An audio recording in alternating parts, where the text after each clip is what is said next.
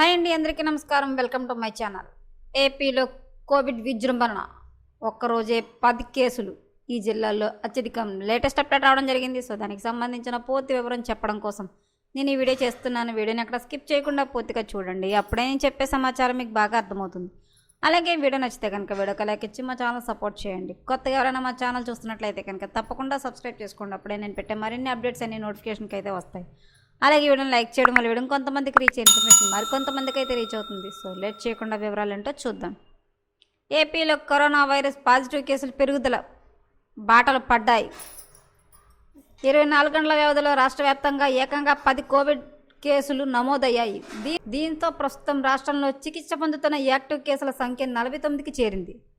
ఈ మేరకు మంత్రి సత్యకుమార్ ప్రాతినిధ్యాన్ని వహిస్తున్న వైద్య శాఖ ఓ ప్రకటన విడుదల చేసింది. వైరస్ వ్యాప్తి నియంత్రణకు తగిన చర్యలు తీసుకుంటామని తెలిపింది. మొత్తం 49 యాక్టివ్ కేసులలో నిశిత పరిశీలన కొనసాగుతుంది. వీరిలో ప్రస్తుతం 24 మంది బాధితులు వివిధ ఆసుపత్రుల్లో అడ్మిట్ అయ్యారు. ప్రత్యేకంగా ఏర్పాటు చేసిన కోవిడ్ యూనిట్లలో చికిత్స పొందుతున్నారు. మిగిలిన 25 మంది రోగులు తమ ఇళ్లలోనే ఉంటూ హోమ్ ఐసోలేషన్ చికిత్స తీసుకుంటున్నారు.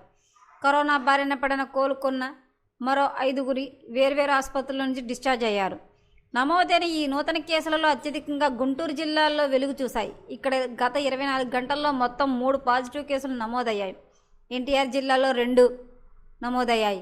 అల్లూరు సీతారామరాజు, ఏలూరు, కృష్ణా, తిరుపతి, విశాఖపట్నం జిల్లాల్లో ఒక్కొక్క కొత్త కేసు నమోదైనట్లు వైద్యశాఖ తెలిపింది. తాజా కేసులతో ఆయా జిల్లాల యంత్రాంగాన్ని ప్రభుత్వం అప్రమత్తం చేసింది. యాక్టివ్ కేసుల్లో తూర్పుగోదావరి జిల్లా మొదటి స్థానంలో ఉంటుంది.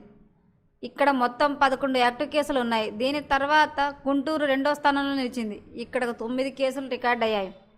వైఎస్ఆర్ కడప 8, విశాఖపట్నం 5, ఎన్టీఆర్ 3, కాకినాడ 2, ఏలూరు 2, బాపట్ల 2 కేసులు ఉన్నాయి.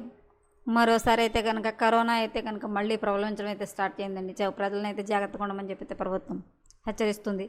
సో మరిన్ని అప్డేట్ కోసం మా ఛానల్ తప్పకుండా సబ్స్క్రైబ్ చేసుకోండి. Thanks for watching.